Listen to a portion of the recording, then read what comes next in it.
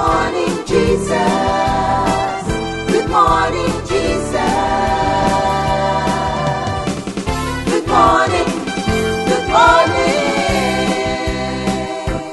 Gising sa umaga, hanap-hanap ka. Dulot ng salita mo, nagbibigay buhay. Kasarap na mga lamang, may nagmamahal sa'yo. Salamat sa'yo, Panginoon.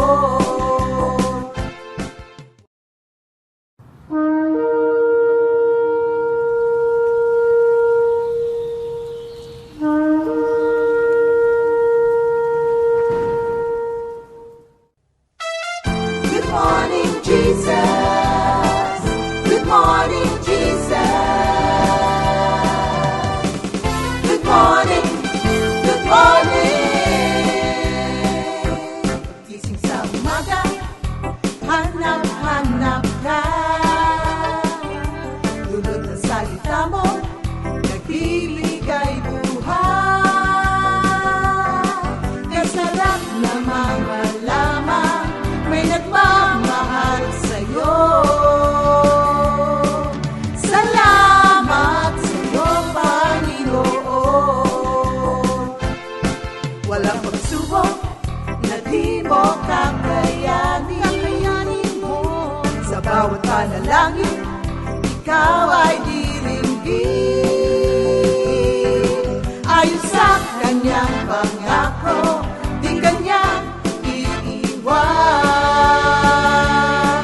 Salamat sa'yo, Panginoon. O kay buti mo, Panginoong Jesus.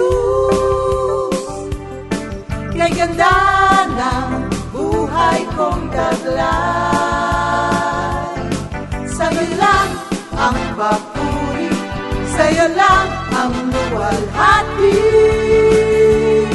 Sa aking buhay, ikaw ang number one.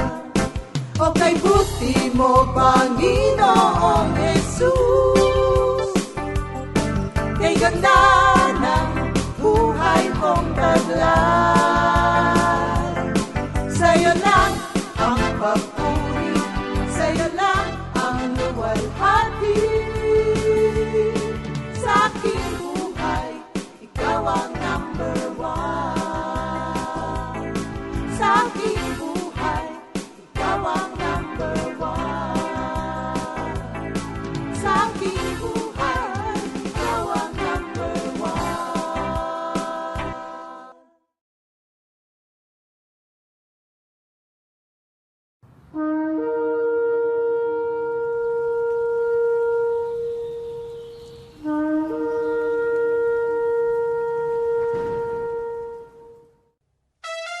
Good morning, Jesus. Good morning, Jesus. Good morning, good morning. Gising sa umaga, hanap-hanap ka. Dulot ng salita mo, nagbibigay buhay. Kasarap na mga lamang, may nagmamahal sa'yo. Salamat sa'yo, Panginoon.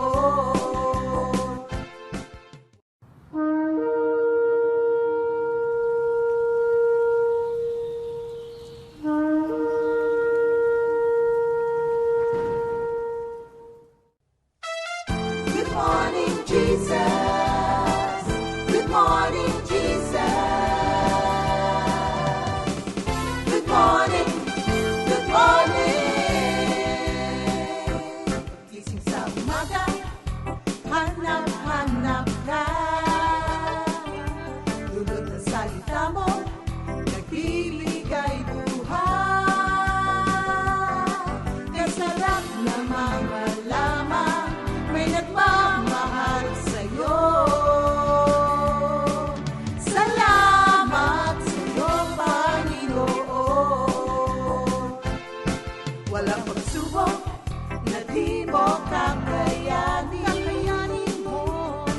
bawat panalangin, ikaw ay diringgin. Ayon sa kanyang pangako, di kanyang iiwan. Salamat sa iyo, Panginoon. O kay buti mo, Panginoong Jesus. Kay ganda ng buhay kong taglay. Sa'yo lang ang papuri, sa'yo lang ang luwalhati. Sa aking buhay, ikaw ang number one. O kay buti mo, Panginoong Jesus. Kay ganda ng buhay kong taglay. Sa'yo lang ang papuri, sa'yo lang ang luwalhati. Sa aking buhay, ikaw ang number one.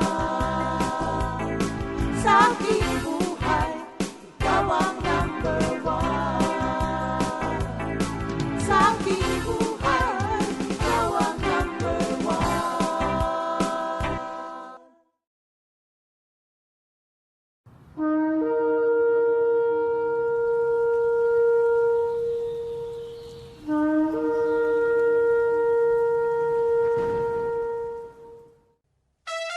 Good morning, Jesus. Good morning, Jesus. Good morning, good morning. Gising sa umaga, hanap-hanap ka. Dulot ng salita mo, nagbibigay buhay. Kasarap na mga lamang, may nagmamahal sa'yo. Salamat sa'yo, Panginoon. Good morning, Jesus. Good morning, Jesus. Good morning, good morning. Gising sa umaga, hanap-hanap ka. Dulot ng salita mo, nagbibigay buhay.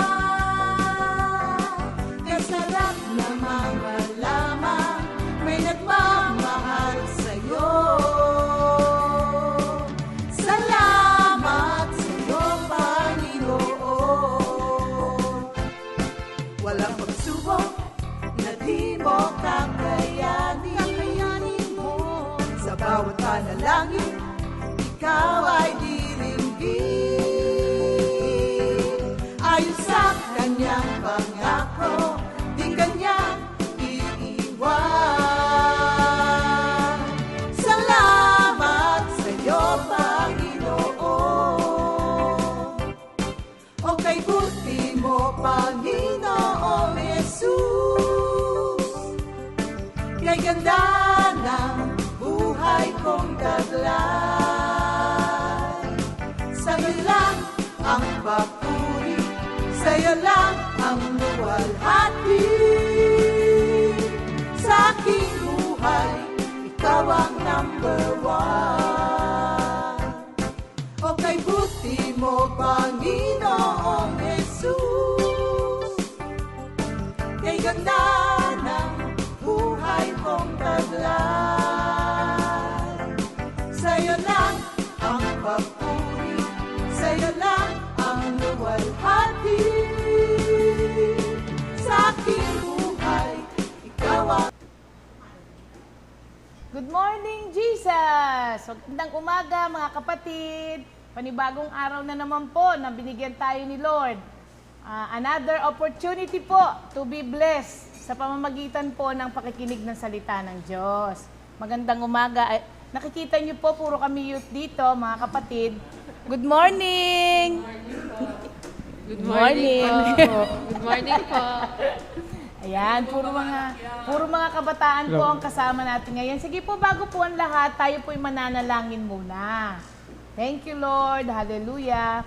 Lord, maraming salamat po for another day, Lord, to be with you, Lord, to have fellowship with you and with one another kahit po sa live streaming lamang.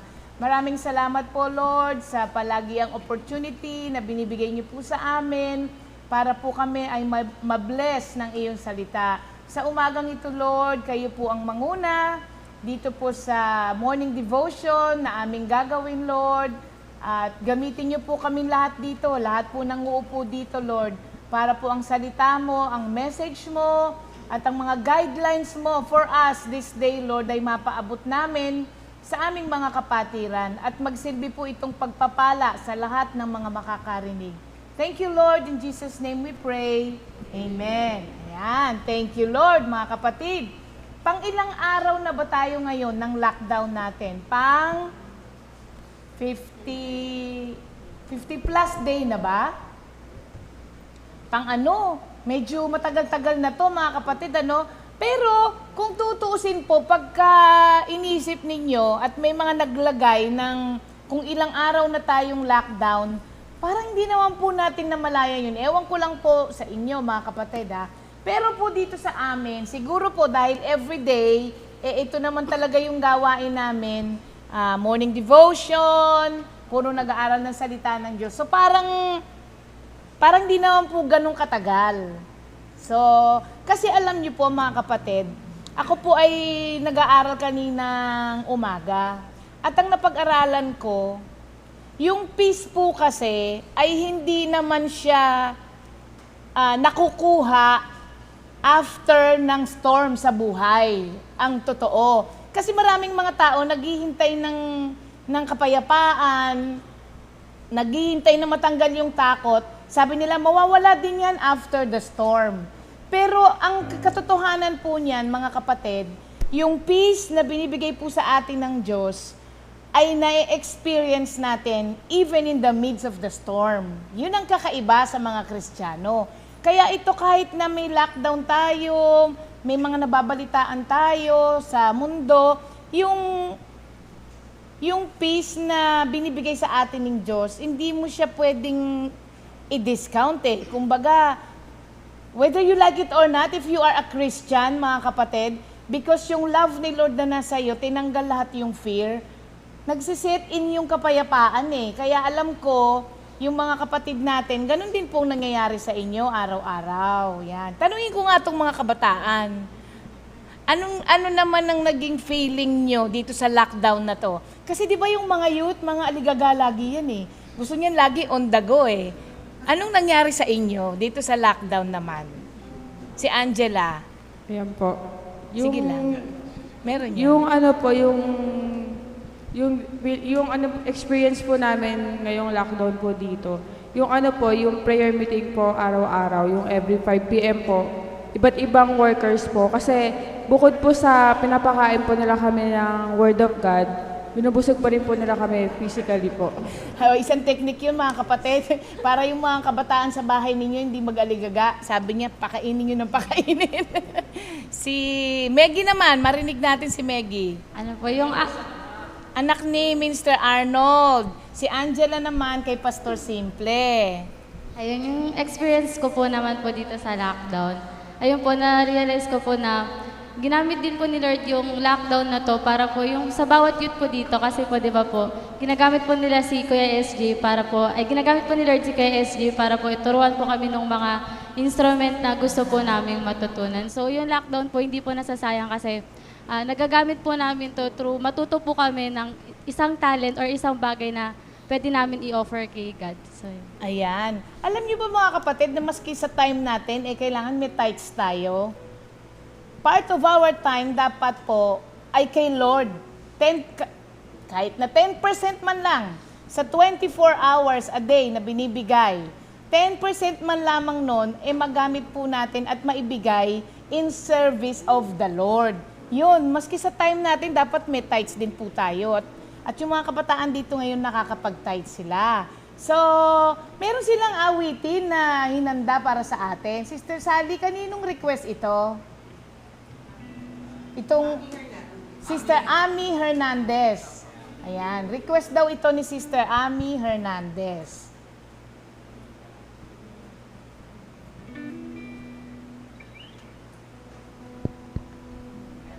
At yung mga youth po namin dito ngayon, talagang making good use of the time entrusted to them.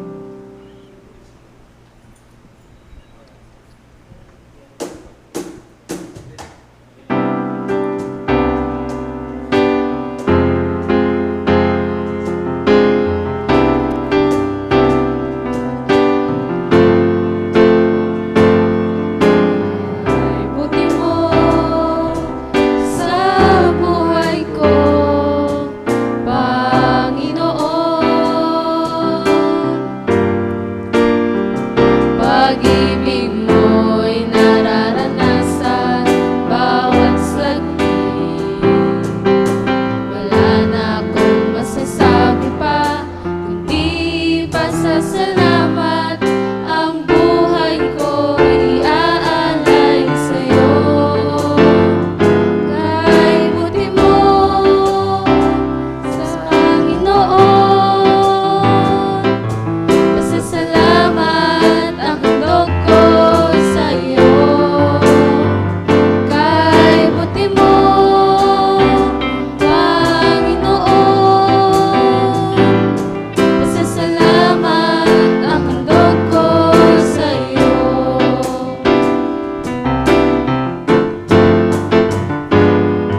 Kay buti mo sa buhay ko, Panginoon. Pag-ibig mo'y nararanasan bawat saglit. Wala na akong masasabi pa, kundi pasasalamat. Ang buhay ko'y iaalay sa'yo. Kay buti mo, Panginoon, pasasalamat ang handog ko sa'yo. Kay buti mo, Panginoon, pasasalamat ang handog ko sa'yo. Kay buti mo, Panginoon, pasasalamat ang handog ko sa'yo. Kay buti mo, Panginoon, pasasalamat ang handog ko sa'yo. Pasasalamat ang handog ko sa'yo. Pasasalamat ang handog ko sa'yo. Yan. Thank you, Lord. Siya nga pala po, si Divine ay anak ni Minister Dodi. At si JB naman po ay anak ni Minister Elmer. Alam nyo mga kapatid, lahat ng youth natin dito ay nagagamit na ngayon. At yung ating Voice of God na band, ayan. Pwede ba natin silang pakita? Brother David? Ano, naiikot yan ng ano? Yung gamitin mo yung ganyan, no? Gamitin mo yung ganyan, David, oh, nagagamit. Ayan, kaway-kaway naman kayo dyan, mga kapatid. Ayan, okay. At, ayan. At, mga kapatid, thank you, Lord po. Alam nyo, sabi ko nga, first time na ang BP ko ay 124/72. Alam nyo kung bakit? Kasi ang gulat ng gumagawa na ngayon dito, mga kabataan. Sa technical po natin, si Iko, na anak ni Pastor Tony. Tapos sila David, sila Jolly. Kaya nagtulong-tulong. Siyempre, mas teki po yung mga bata. Ano, mga kapatid? Okay, ngayon naman po, tatawag tayo sa isang kapatid natin na malayo rin po ito. Pero ito pong mag-asawa na ito, mga kapatid, ay actually, iba-ibang state na napuntahan nito eh. Pero thank you Lord kasi bawat state na nililipatan nila, merong comfy, unreachable, to reach, The unreachable. Si Sister Lolit Ilagan sana, at saka si Brother June, oo. Tiga San Pablo po sila, pero sila po ay nalipat ng Washington. Nung nasa Washington sila, ina-outreach po namin sila from from New Jersey to Washington. Pumupunta kami po doon. Tapos alam nyo, nagpe-prayer meeting kami sa isang fast food. Kasi sila ay nagwo-work dun sa isang pizza house. Kaya nagpe-prayer meeting kami. Dalawa sila mag-asawa, tapos dalawa kami sa table sa fast food. Tapos ngayon, nalipat na po sila ng Illinois. Ngayon, may confident lalo doon. At syempre, nandun pa rin po sila. Kaya po yung mga faithful na mga kapatiran natin hanggang ngayon. Okay, habang tinatry po nila na kontakin, meron pang isang awitin na hinanda yung ating mga kapatid.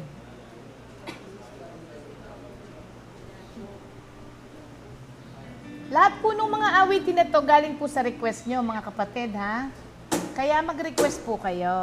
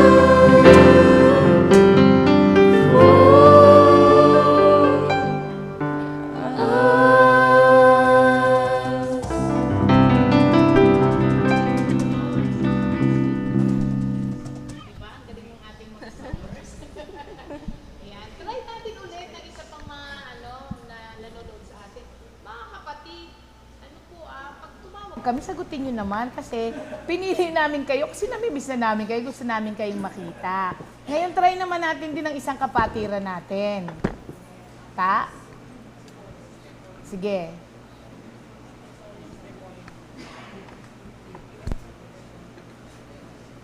Try natin ang ating isang kapatid na malapit na lang to. Malapit lang yan dito. Okay? Mga kapatid nga pala po, yung mga songs na favorite nyo po, i-message nyo po para pick upin namin at yun po ang makanta natin every morning. Ayan. Tignan natin ngayon sa ating kapatid. Ringing.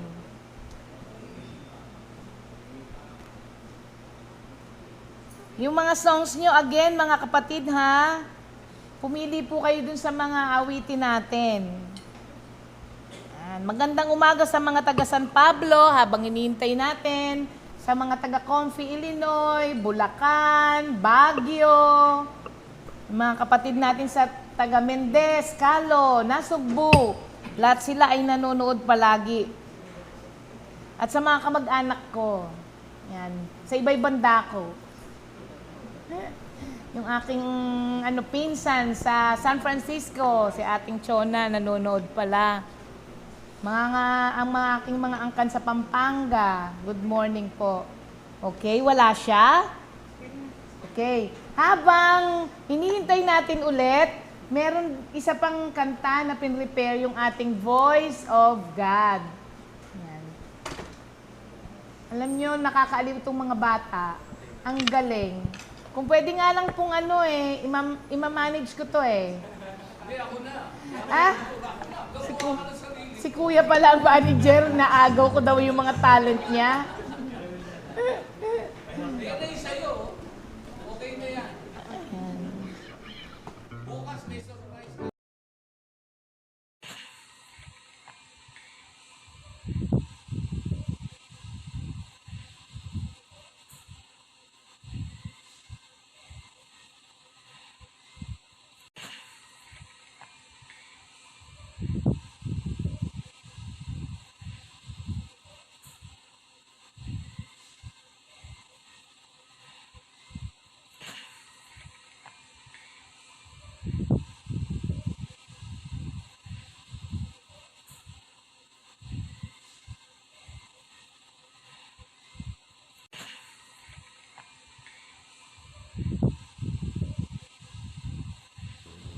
Wala yata ang marit ang internet natin, ta.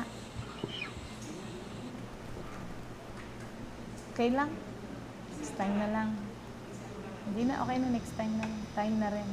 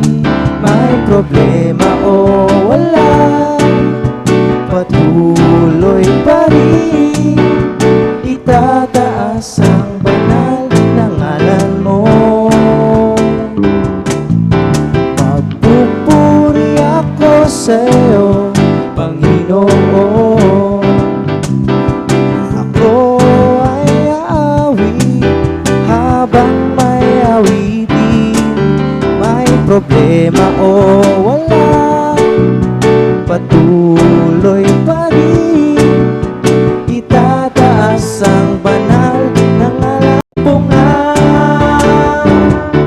Di ka nakukulang, biyaya nagsipan. Di ka nakukulang, biyaya mo'y sobra-sobra. Buhay mo'y ibinigay, ano pang mahihiling, purihin ang Panginoong Jesus. Purihin ang Panginoong Jesus.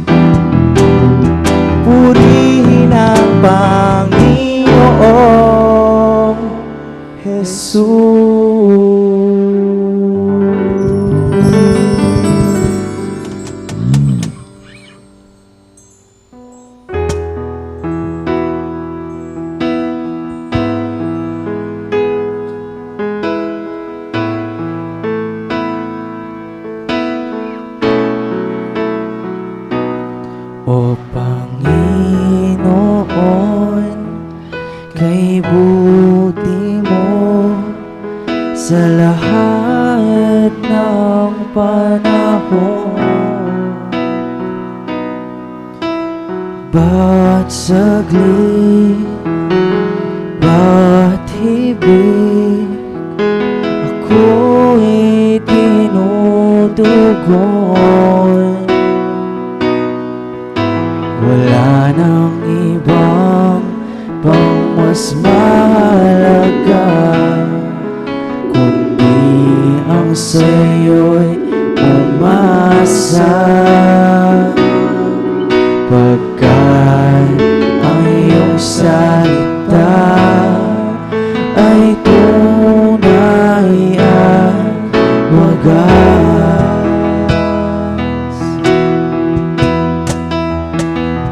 O Jesus, kay buti mo, papuri ay para sa'yo. Di na kaya pang mabago ang nadarama ko. O Jesus,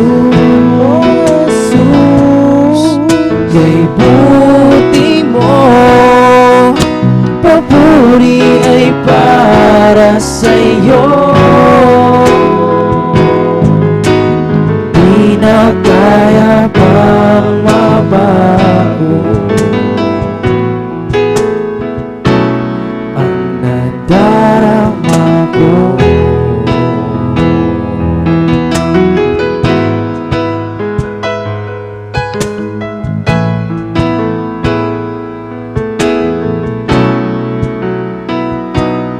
O Panginoon,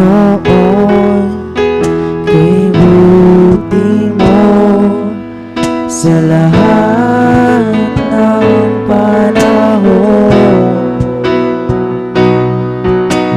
Bawat saglit, bawat hibig, ako'y tinutugon. Wala nang ibang pang mas mahalaga, kundi ang sa'yo'y umasa. Pagkat ang iyong salita ay tunay at wagas.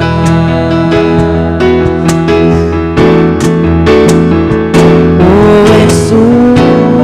Jesus, kay buti mo, papuri ay para sa'yo. Di na kaya pang mabago ang nadarama ko. O Jesus, kay buti mo, papuri ay para sa'yo. Di na kaya pang mabago ang nadarama ko.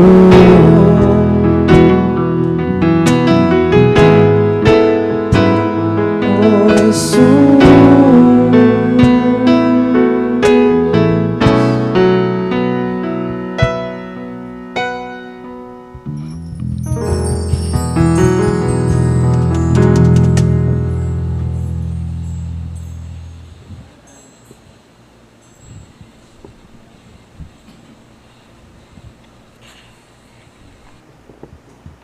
Ayan. Mga kapatid, career-wise, si Pastor daw ang kanilang manager. Love life-wise, pwedeng ako. Kaya lang, dalawa doon, taken na. Dalawa, praying pa. Ano? So, kung kayo po ay isa doon sa mga nagpe-pray din, palakasan ng prayer. Ano? Ayan. Thank you, Lord po. At sa, ano po, hindi po kami pinalad na makakontak sa inyo, mga kapatid. So, tomorrow na lang po ulit yung ating mga tatawagan. And for now po, stay tuned po kayo para po sa ating word na, mga kapatid. Ano? O, magpaalam na muna kayo sa kanila. Wag muna kayong tatayo. Ayan. Sige po, antabayanan po natin ang word natin for today. Thank you, Lord.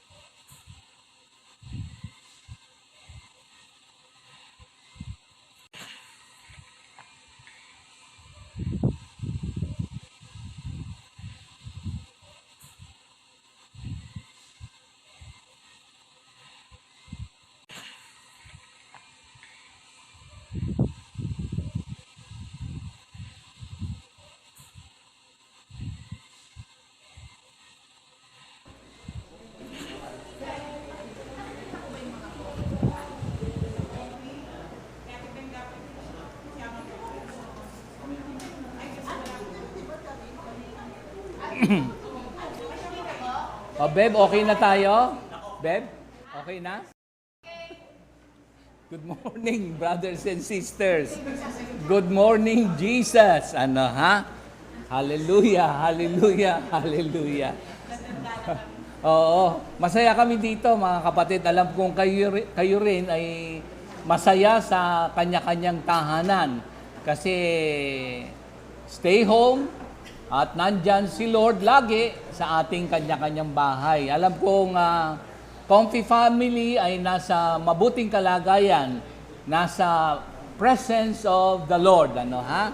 Sige, sa umagang ito, yung minister at ang kanyang may bahay at kanyang anak ang ating kasama ngayon.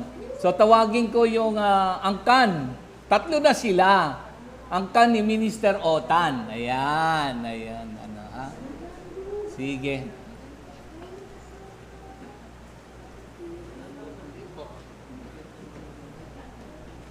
Ayan, ano, ha?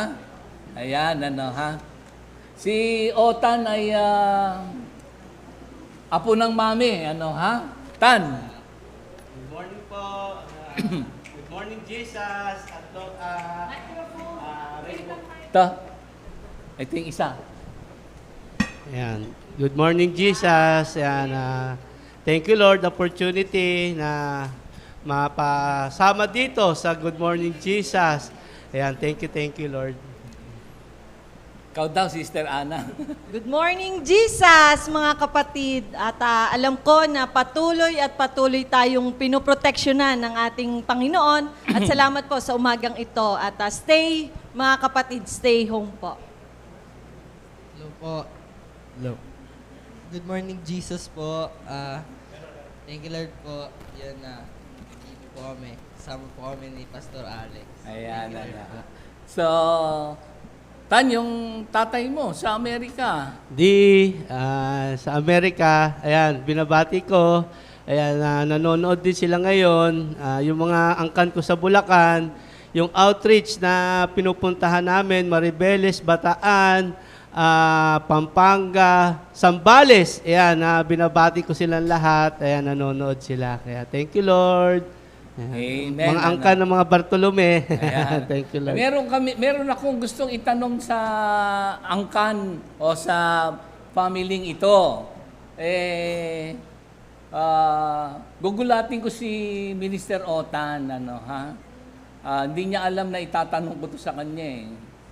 Mga ilang katanungan. Mahirap bang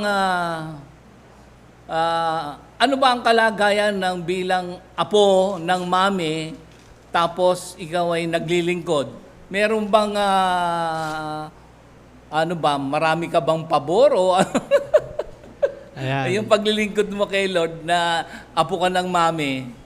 Yan, yung tanong nga ni Pastor, medyo mahirap din. Sa isang banda, mahirap din yung isang apo na leader ng comfy, ng church, na mapasama dito na medyo mahirap kasi unang-una yung expectation, napakataas ng expectation sa akin, sa pamilya ko. Kaya thank you, Lord. Pero si Lord naman ang nagpo-full control ng lahat.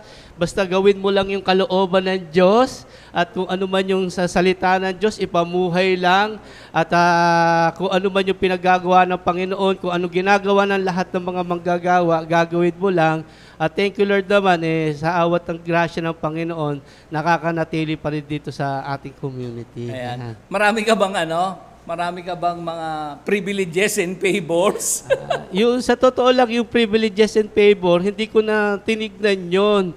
Basta ang importante sa akin, katulad nga, kasi nung unang panahon, nung buhay po yung aming lola, yung mga privileges, napakarami po. Kunyari, pupunta kami sa outreach, ang daming pabaon sa akin ng aking lola. Tapos pag nando ka sa outreach, pag nangailangan ka, tatawag ka lang, ibibigay. At susuportahan. Ito naman, nung nawala na yung lola ko, nung si pastor na, thank you Lord naman, yung privileges nandun pa rin. Pero hindi lahat. At natutuwa nga ako kasi doon sa ginawa sa akin ni pastor, ako mismo natuto. Kasi hindi ako umasa sa kanya, umasa ako kay Lord. Katulad niya, example, nung pagpunta namin sa Isabela, 2 months kami doon. Kung ano man yung ibinibigay ng mga manggagawa na pumupunta doon, yun din yung binigay sabi ni pastor. Ngayon, kung ano man yung mga privilege na binibigay, hindi ako naghanap. Basta kay Lord lang ako tumuon.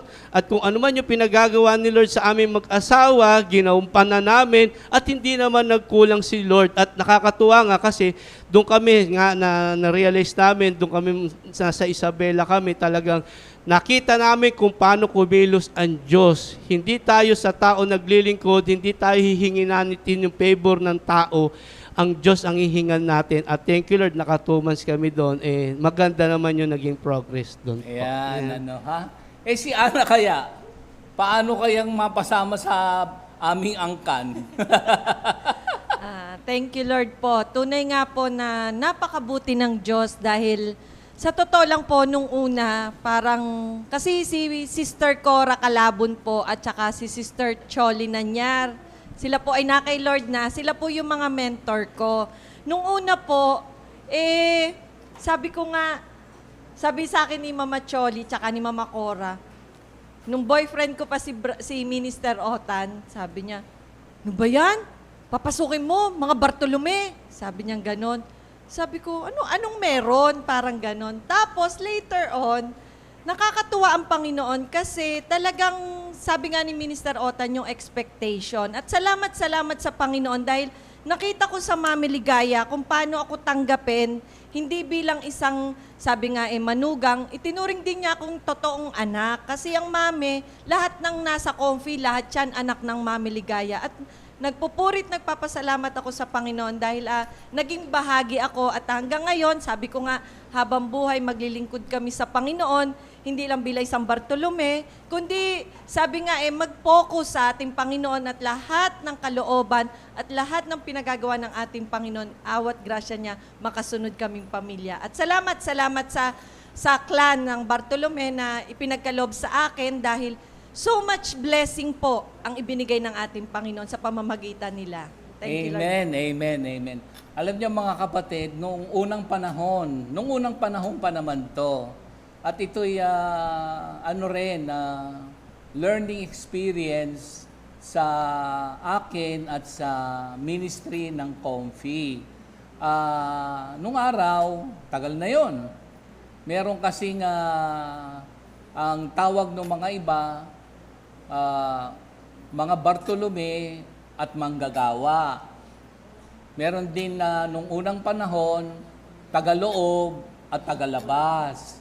So bakit kaya naabutan ko na yon na as I go along in service with the Lord, ang aking heart's desire, walang Bartolome, walang worker na hindi Bartolome. Kasi tayong lahat ay fellow workers in the kingdom of God. Naalala niyo yung ating lesson sa yung kay Minister Dodi doon sa 1 Corinthians chapter 3, 6-9 na lahat tayong mga Kristiyano ay fellow workers in the kingdom of God.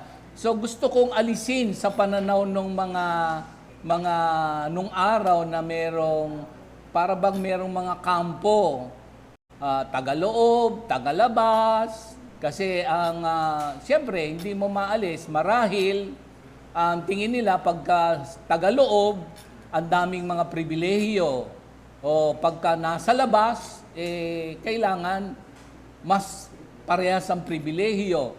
So, ang favor ni Lord ay para sa ating lahat. So, by God's grace, yung mga ganon ay maging education. Kasi siyempre, pagka tatay mo yung pastor, o nanay mo yung leader, minsan yung mga anak parang hindi napapansin nila na napupunta sa ulo dahil yung kanilang mga magulang ay leader o yung kanilang nanay o tatay ay pastor o kung anuman, minister. So, sa akin, by God's grace, hindi dapat ganon. Kaya tayong lahat ay fellow workers in the vineyard of God. Siyempre, halimbawa naman, hindi mo maalis sa mami. Noong unang panahon, siyempre, ang kanyang mga biological children, tsaka children in the faith o spiritual children, kahit sinong magulang, alam ko na kayo rin naman ay mga magulang, siyempre yung extra income ninyo, gusto mong ibigay lahat doon sa mga apo, angkan mo. At si Lord naman ang nagsusupply. So, by God's grace, learning experience sa ministry na tayong lahat ay workers in the vineyard of God. Walang tagaloob, walang tagalabas, walang angkan ni Kwan, angkan ni ganito. Yung mga bata, huwag tatangos ang ilong o mailalagay sa ulo kasi yung kanilang mga magulang ay nasa function in the body of Christ, yung fivefold ministries, huwag maging ganon ang damdamin. So, kaya tinatanong ko sila ng ganito. Meron kaming ipapakita sa inyong video. Habang, ilagay natin yung video. Pero Joel, ayan, si Brother Joel, habang titignan natin yung video, ba't wala kang kapatid? Kasi po, nung una po talaga, tinatanong po nila ako na, anak, pag gusto mo ba ng kapatid? Kaso pag may kapatid ka, may kahati ka sa laruan, may kahati ka sa pagkain, parang may kahati po sa lahat. Tapos, syempre po, ako bata po, sabihin, ay, wag na lang po pala, okay na pala ako mag-isa kasi marami naman po tao sa Comfy. Tapos, po hanggang sa medyo nagbinata na po. Ngayon, pag tinanong po nila, Nak, bakit gusto mo na ba ngayon magkapatid?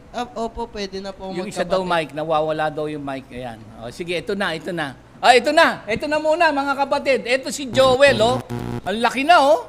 Pinanganak na malaki pala to, eh. Ayan, meron bang sounds yan? Ayan, no? Sige, ito si Joel. Sino ba kamukha nito? Ayan. Oops!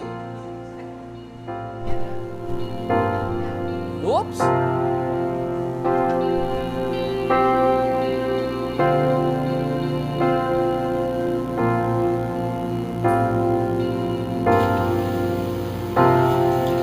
Lord, I will worship you with all Ministries, I will be filled with joy because of you. habang titignan natin yung video, I want to thank you, all marvelous things you've done. Your love, your name reigns forever. 'Cause you're unfailing love, I can enter your house. I will sing and I will worship with the deepest awe. Your glory is higher than heavens.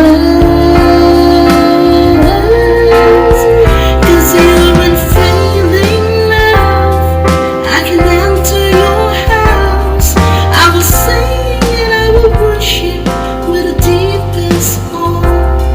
Your glory is higher than heavens.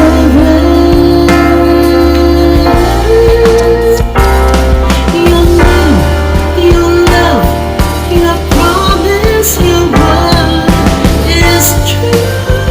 Oh Lord, your name, your love, your promise, your word is true. Oh Lord.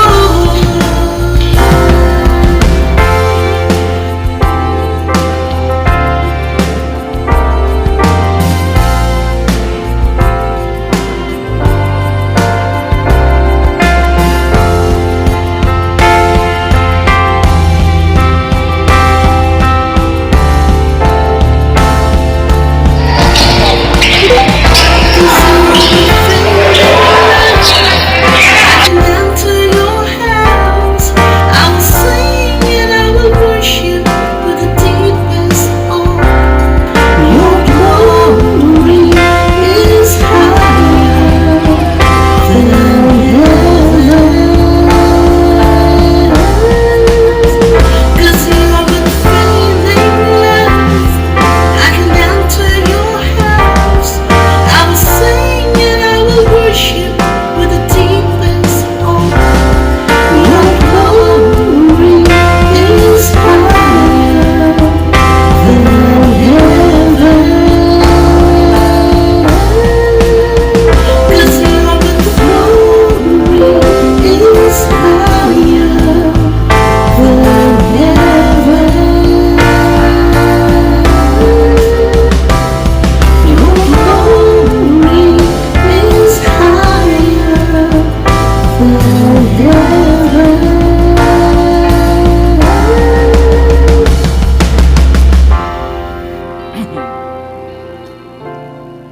yan, Thank you, Lord. Brother Joel, alam ko kaming lahat mahilig sa basketball, lalo na yung tatay mo. Ilang taon ka doon nagsimula mag-basketball? Nagsimula po ako mag-basketball, grade 4 po. Grade Mga 4. Ilang taon ka na noon? Mga 10 years 10 years old? Opo. Oo. Saan bang school ka dati? Nagsimula po ako mag-Veritas po. Veritas. Opo, tapos ang nangyari po, lumipat po ako ng Perpetual.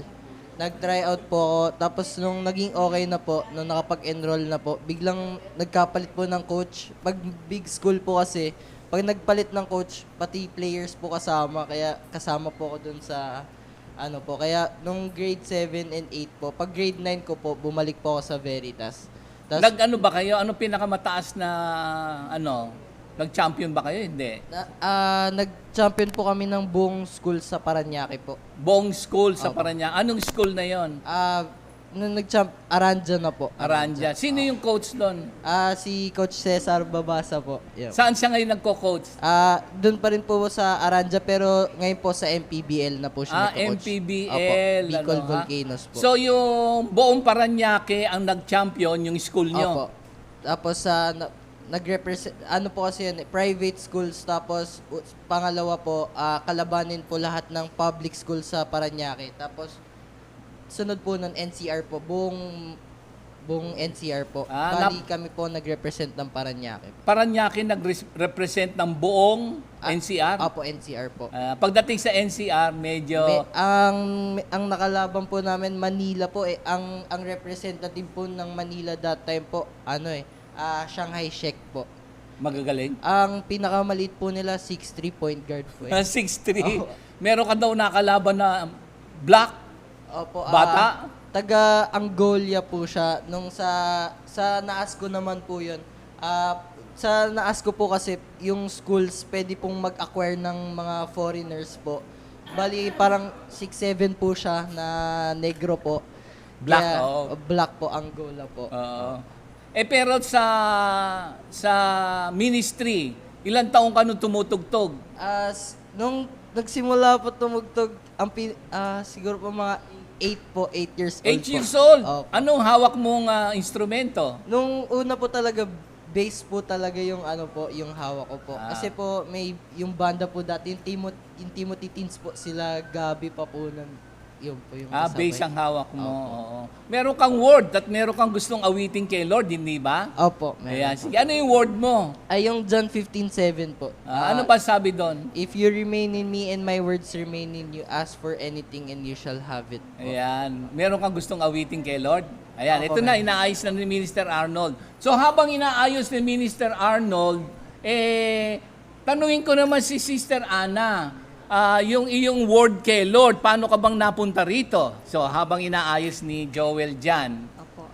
Yung word ko po ay yung binigay sa akin ni Lord, Jeremiah 33 verse 3 po. Call to me and I will answer you. I will tell you wonderful and marvelous things that you know nothing about. At thank you kasi Pastor, masalamuot yung aking, sabi nga yung pagbibigay sa akin ni Lord ng word na yon na hindi ko akalain.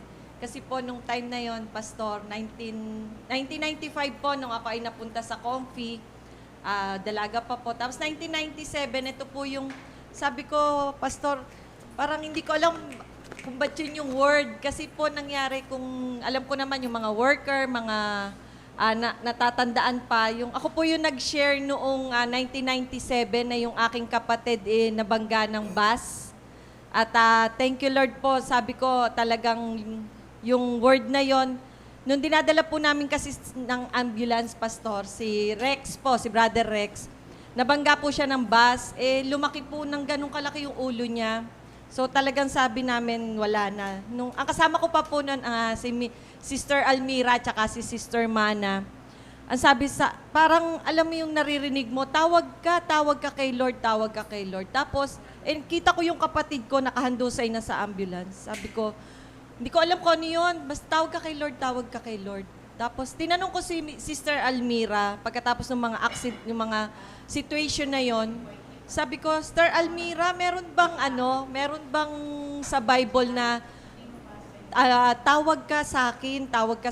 Sabi niya, sige, hanapin natin. Tapos yun nga po, doon po nabigay sa akin, Lord, yung Jeremiah 33 verse 3. Kaya alam ko na call to me, pagtatawag tayo kay Lord, tutugunin tayo ng ating Panginoon. At yun po, hanggang ngayon po, buhay pa po yung aking kapatid.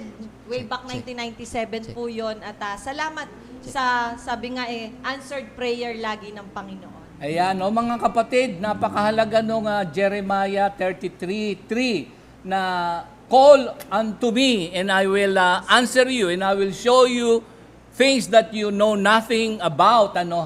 Bakit kailangan tumawag kay Lord? Kasi, di ba sa Bible din, sa Mateo 7:7, yung, yung knock and the door shall be open. ano yung isa? Ask and you shall receive.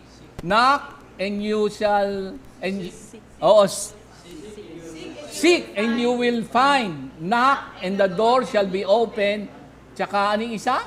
Ask and you shall receive. So mga kapatid, kasi kapag tayo'y tumatawag sa Panginoon Diyos, we acknowledge na siya ang may-ari ng lahat at may-ari pati ng langit at lupa, pati tayo na wala tayong magagawa. So kapag tayo'y tumatawag sa Panginoon Diyos, humbly bowing down before the Lord, napakahalaga niyan. Meron ditong acronym para kapag tayo nagdarasal, yung salitang acts, adoration, confession, kung meron tayong nagawang di ka nais-nais, thanksgiving, and supplication. So napakahalaga na tayo'y laging nananalangin at tumatawag sa ating Panginoon Diyos.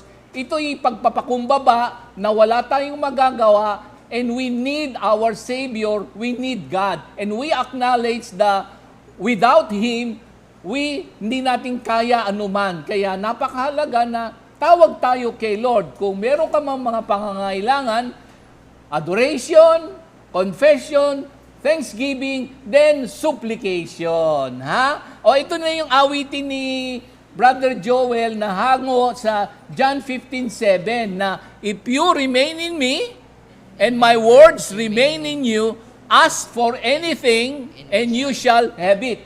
Pag sinabi nating remain, napakahalaga niyan. Una, tanggapin muna natin si Lord as our personal Lord and Savior. Establish our relationship with Him. Tapos, obey His words and be in the community of the saints, of the believer. Continue yung remaining in Him, in our Lord Jesus Christ, and remaining in His Word. So, read, study, memorize, meditate the Word of God, at ang pinakamahalaga, meron tayong pagtalima sa salita ng Diyos. O, ito na yung awitin.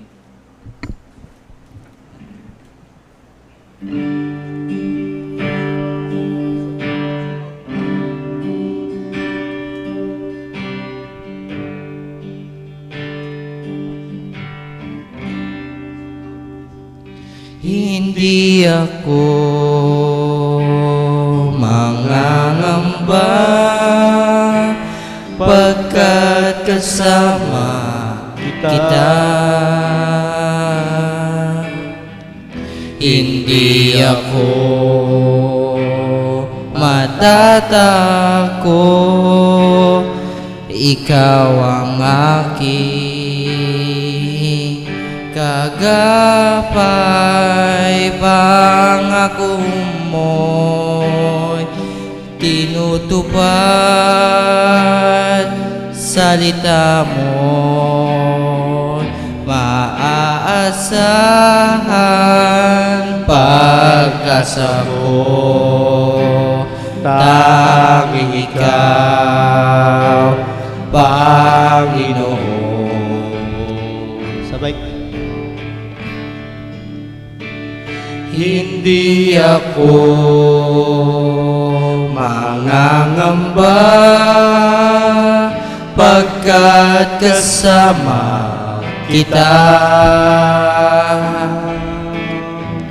Hindi ako matatakot, ikaw ang aking kagapay. Pangako mo'y tinutupad, salita mo'y maaasahan. Pag-asa ko'y tanging ikaw, Panginoon.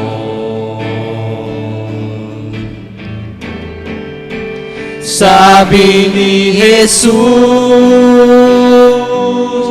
kung ikaw ay mananatili sa akin, at ang aking salita'y mananatili sa iyo, hingin mo ang iyong maibigay at ipagkakaloob sa inyo. Kamangha-mangha ang iyong magagawa, Panginoon. Napaparangalan si Jesus. Napaparangalan si Jesus sa buhay ko.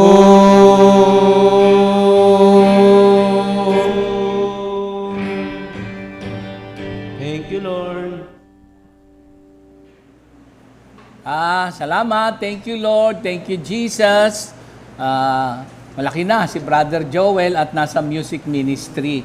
Si Minister Otan, ano ba yung word mo pagpunta mo dito kay Lord? Paano ba nabuo yung karanasan kay Lord? 1987, wala kasi ako dito sa Compi, broken family. Ngayon hinanap ako ng mami, Ligaya, 1987 napapunta ako dito. 12 years old ako. Ngayon, nasa mga children ministry, nasa mga youth. Ngayon, ang tumimo sa akin, meron akong isang nakita na nabasa yung Isaiah 54, verse 10. Parang yun yung masyadong tumimo sa akin kasi nakalagay doon, the mountain and hills might crumble, but my love for you will never end. Pero hindi ko masyadong maunawaan yun. Pero tuwan-tuwa ako kasi doon sa word na yun. Alam nyo kung bakit ako tuwan-tuwa sa word na yun?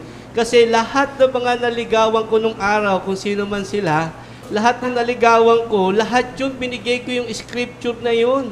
Na... Hindi mo saan binigay yun. Kasi panghuli ka kasi. Sige. Okay. Ngayon, binigay ko lahat yun. Kasi doon ako parang, kasi nung araw, mga kabataan, medyo mapusok, gusto mo ma-inlove kagad yung mga babae sa'yo, bibigyan mo ng scripture ng Word of God. Ngayon, medyo marami, yun. Tapos, dumating ang time, kala ko ganun-ganun lang, hindi ko masyadong maunawaan. Eto na ngayon, dumating ang time, dahil mapusok, kabataan, dumating ang time, nakulong ako.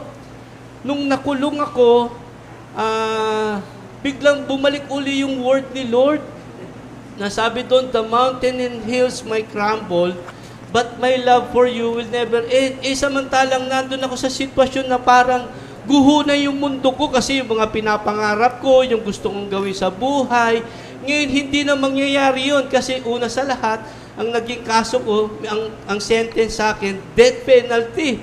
Ngayon, paano mo naman ngayon gagawin yung gusto mong gawin sa buhay? Tapos yun nga, sabi doon, gulong-gulo na, gumuho na yung mundo ko, pero niremind sa akin uli ni Lord.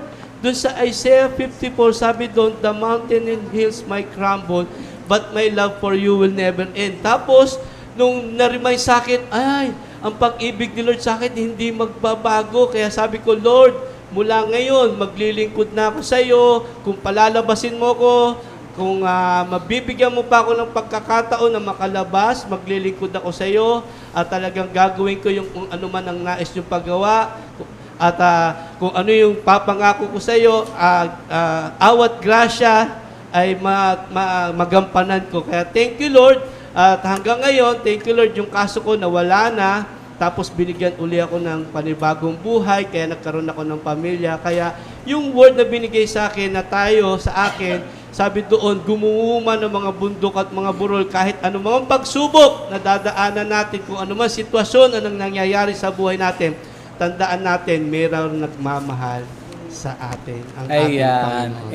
Amen. Yung Book of Isaiah, ilang chapters yan? 66. Nahati ito sa dalawa.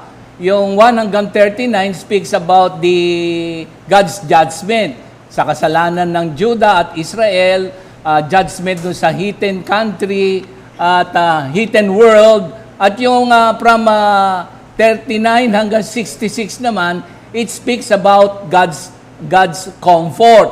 At itong Isaiah 54:10, ito yung may awitin tayo dyan pero mamaya, by God's grace, bago tayo magwakas, maawit ko, kasama ko ang Voice for God. Kasi yung nakapaloob doon, Brother Otan, yung the unchangeable duration of God's love and mercy because of His covenant. Kasi doon sa verse 9, ipinakita yung sa panahon ni Noah, di ba? Yung kanyang covenant. Yun yung nakalagay doon. Kaya mga kapatid, yung duration ng God's kindness and mercy sa ating lahat, hindi magbabago ang covenant niya sa atin. Kasi tayo naman, inapo ni Abraham. So meron siyang covenant, Abrahamic covenant. At lahat ng nakay Kristo Jesus, sa Galatia 3:29, inapo tayo ni Abraham.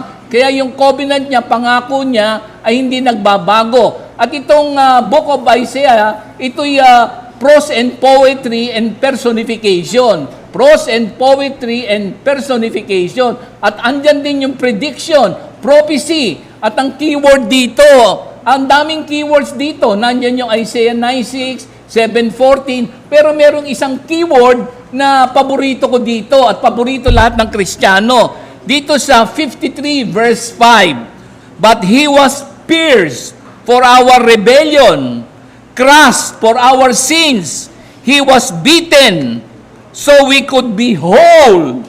He was whipped so we could be healed." Imagine, almost more or less 700 years, this was prophesied and it was fulfilled sa ating Panginoong Jesus. The promised Messiah, the sovereignty of Jesus Christ, His Lordship, His establishment of His kingdom, it was prophesied here in the book of Isaiah. Kaya ganito katindi itong book of Isaiah na pag-aralan nyo mga kapatid, na tayo sa panahon natin ngayon, tayo nakatanggap ng pagpapatawad kay Kristo Jesus, ang kanyang pagkabayubay sa krus. Lahat ng ating kasalanan ay inako na niya. Ang dapat gawin ng lahat ng tao ay tanggapin si Yesu Kristo bilang sariling Panginoon at tagapagligtas. Sa Isaiah 1:18, nandyan din, paborito ni Pastor Romy to, gaano mang kadumi ang iyong kasalanan, kayang linisin ni Lord. Kung halimbawa, ang karanasan ni Minister Otan, at meron din tayo, yung aking karanasan ay sobra sa gulo, yung mga kabataan ngayon paalala na mahalaga to. Kasi ang sex and drugs, combination yan. Combination yan. Hahantong yan doon sa Galatians 5, doon sa 16 hanggang 21. Ando na yung sexual orgies, immorality, so on and so forth. Kasi yun yung pakanan ni Satanas. Sex and drugs, wawasakin ng tao dyan. Kaya napakahalaga na meron tayong salita ng Diyos. Yung nandoon, they will not inherit the kingdom of God. Pero tayo, by the grace of God, tinanggap natin si Lord. By God's grace, personal relationship with Him. And now, we remain in the Word of God, called to Him. Tawag tayo at aminin natin kung sakaling meron tayong nagawang di ka nais-nais, may kapatawaran. 1 John 1:9, mga kapatid. Lapit tayo kay Lord. Kaya napakahalaga ng salita ng Diyos. Katulad dito sa Isaiah 54 verse 10. Kaya mga kapatid, gusto kong magwakas itong ating ano ngayon, broadcast morning devotion. Gusto kong sumama dun sa Voice for God. At nais kong awitin itong Isaiah.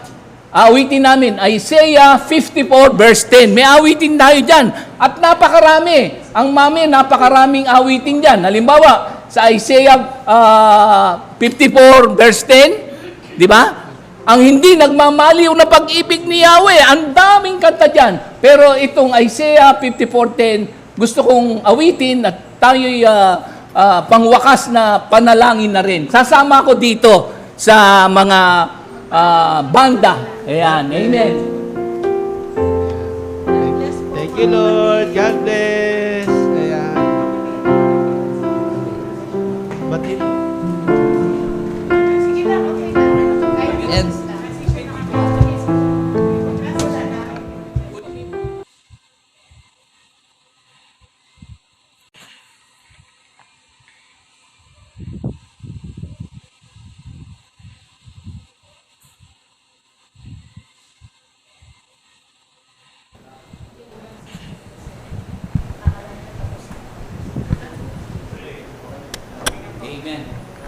Amen. Subject? Sama ako sa Voice for God.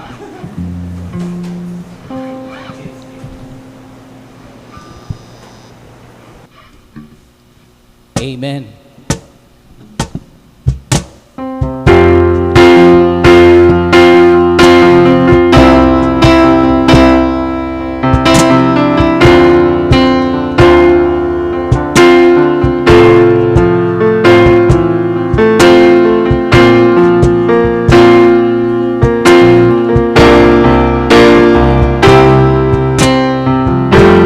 Though the mountains be shaken and the hills be removed, yet my unfailing love for you will not be shaken. All my covenant of peace be removed. Though the mountains be shaken and the hills be removed, yet my unfailing love for you will not be shaken, nor my covenant of peace be removed, says the Lord.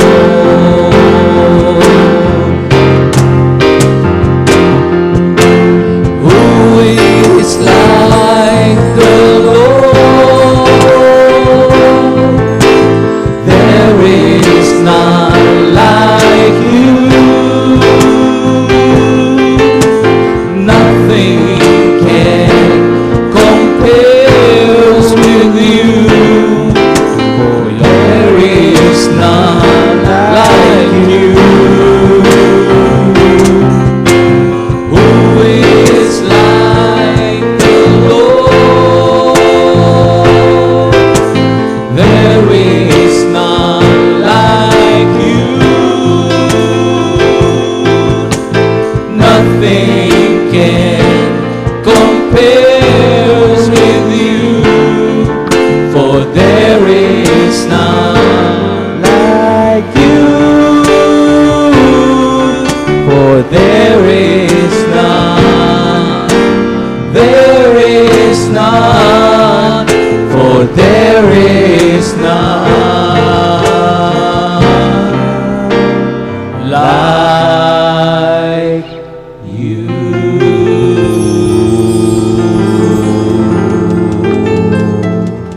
Thank you, Lord. God bless, Lord. Lahat ng parangal, papuri sa iyo po lamang. At itong umagang ito hanggang buong maghapon at gabi, it is dedicated to you. Maraming salamat sa lahat ng Comfy Family, Comfy Church na nagagamit sa pagpapalaganap ng iyong mabuting balita. Again, the love of the Father, the grace of our Lord Jesus Christ, and the fellowship of the Holy Spirit remains in you all. In Jesus' name we pray. Amen. God bless us all.